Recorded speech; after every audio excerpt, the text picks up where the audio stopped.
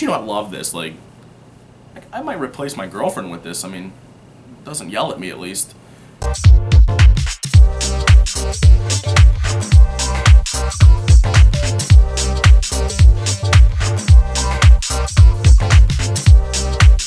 What is up, everybody? The doctor's in. I hope everybody had an amazing New Year's and a very safe New Year's.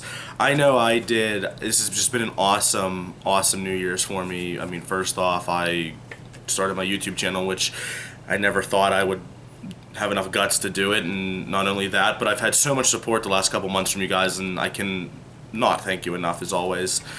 As you know from last video, I did a video on the most anticipated movies of 2014 with my brother. We had a great time. Thanks for the love and support on that video as well. And I wanted to look back at 2013. I mean, I've said it once, I'll say it again. It was an amazing year for movies, and I wanted to do my top 10 movies of 2013, and here we go. Let's just hop right into it. Number 10 is The Great Gatsby. I went into watching this film kind of on edge, and it really shocked me. I love Leonardo DiCaprio, so that's why I watched it.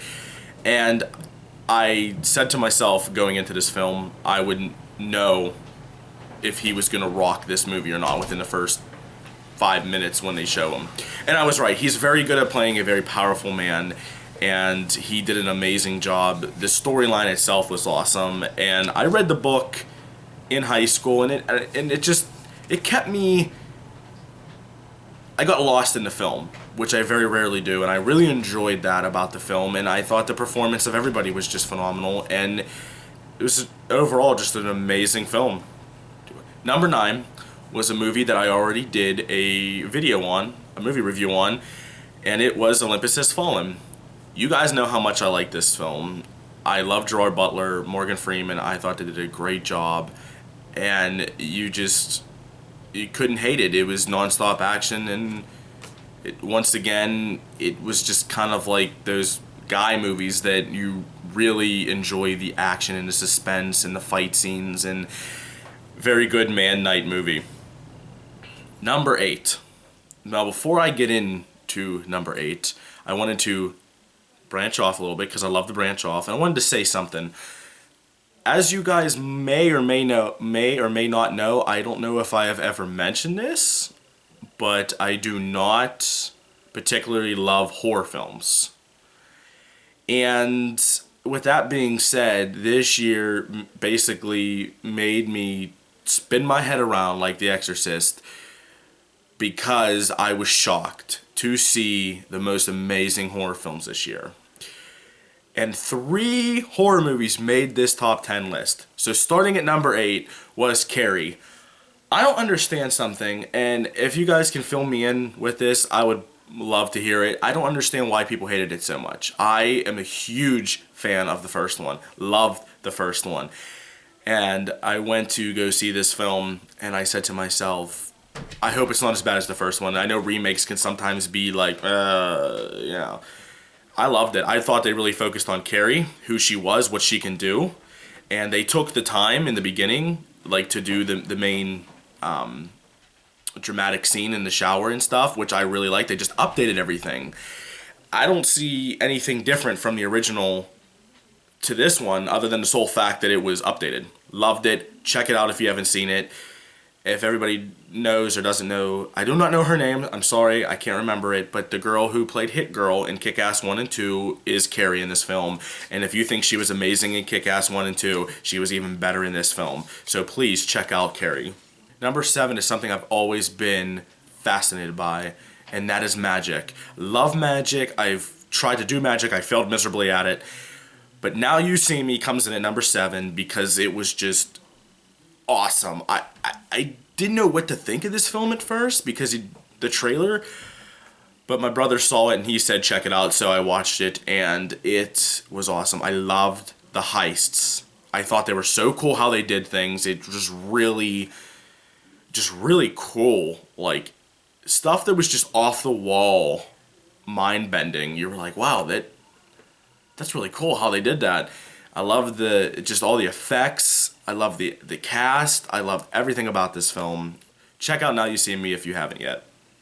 Number 6 is a film that I wanted to see really, really bad, but I wasn't sure about it.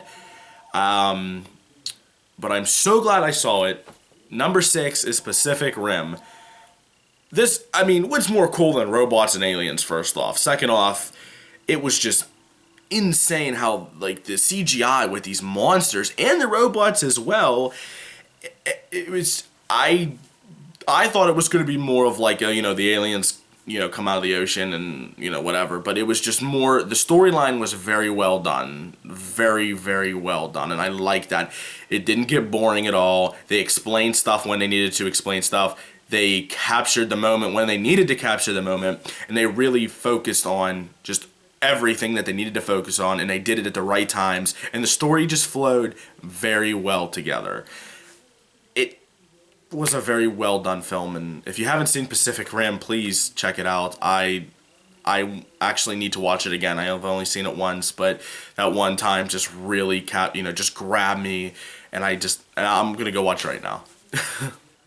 Number 5, I hated the first film, loved the second film. Number 5 is Insidious II. Everybody's like, well, probably thinking, how could you hate the first one but love the second one? Let me rephrase that. I hated the first one. It just wasn't my type of film. I'm sorry, I'm not big into horror. I'm not big into all that, like, astroplaning and all that weird crap. If you're gonna give me a horror movie, give me a killer or give me a possession or something. I'm not into that crap. Holy crap, was I shocked. I watched the first one and the second one at the same time. My brother forced me to watch it, so we saw the first one and then the second one back to back.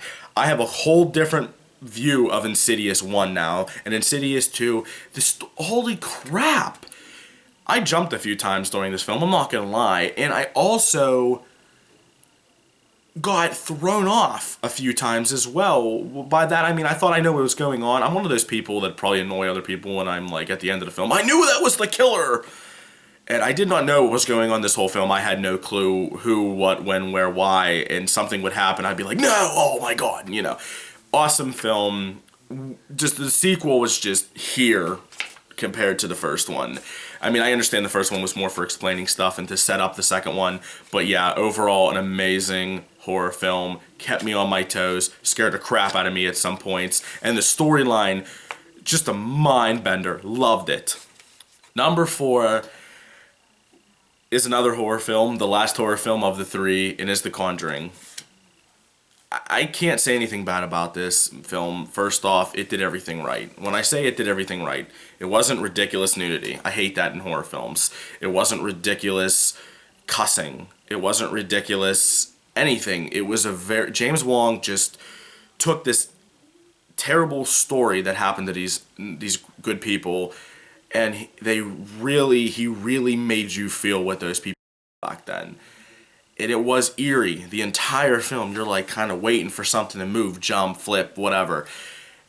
I can't say nothing wrong about this film. It was just completely eerie. And I didn't really jump like I did in Insidious 2, but it really freaked me out. Yeah, I don't think it was a jump. I don't think it was designed to be a jumpy movie. I think it was designed to just creep you out the entire film, and it did that. And I think James Wan is just phenomenal. I love him.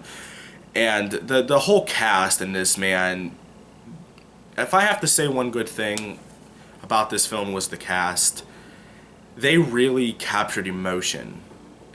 And they really made you feel what they wanted you to feel. Like, I just love that.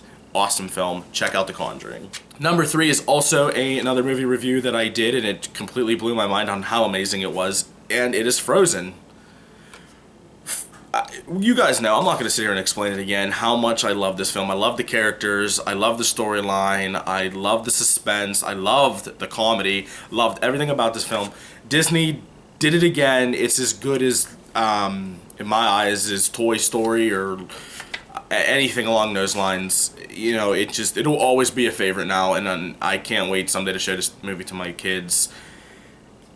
I cannot wait for it to come out on Blu-ray. The day it comes out, I'm going to be standing there in line with a bunch of 7-year-olds grabbing this film because it was awesome. We're down to the big 2. This was tough for me. As you all know from my last video, I'm a very big comic book guru, and I'm also a very big into the Marvel world. You guys know this because I tweet it all the time, all about the upcoming films. Number 2 was the Wolverine. I've heard so many mixed opinions, but you know what? I'm sorry. I love Hugh Jackman. The best Wolverine in my eyes. I don't think they could have gotten anybody better. Prove me wrong if you think somebody could do it better. And it was just suspenseful. I loved the villain. I loved the storyline. I loved the action. I loved the CGI. I loved, you know, I don't know. I went in knowing what this story was because I read this storyline before in the comics, and I was scared. I'm not gonna lie, I was scared. I didn't want it to be like a replay of Iron Man 3 or something. And I was mind blown. Everything about this. Please check out Wolverine 3, or the Wolverine. I'm sure you guys have seen it. I've seen so many awesome reviews. Check it out. Number 1 is a movie that ran my life for 6 months. They came out with the sequel. I saw it on opening day because I couldn't help it. I don't usually go see movies on opening day, especially big movies, because there's a lot of either, you know, fans, girls, kids, and they scream, yell, holler, fight, throw candy at me because I'm shushing them. Number 1 is Despicable Me 2. The original movie ran my life, and I'm not gonna lie, but I really thought that the second one was just gonna be a complete flop because they overdo stuff sometimes, and in the second film like the Minions, for an example, were so popular in the first one. I thought that they were going to overlook the Minions, or not overlook. They were going to focus too much on the Minions. They didn't do that. They didn't do that at all. And I really thought that, you know, the story was just really well done. I loved how they focused on each character individually, how they took the time and the thought and the effort to make this as good as the first one, if not better. And it's just a really hilarious movie. Some of the references and the villain in this film is just, I loved it. I love the villain in this film, and I cannot wait to get my steelbook. I ordered it from Zavvi so I can watch it a dozen times because I watched the first one a million times. And just to prove how not obsessed I am with these films, I just wanted to show you guys this. This is not mine. I'm still trying to steal this. Don't tell him. This is my brother's. He won it at an amusement park. Thank you everyone for joining me on this top 10. Once again, I hope you all had a very safe and happy new year. I hope you even had a better Christmas. Thank you for joining me on another video. As always, take care and happy watching.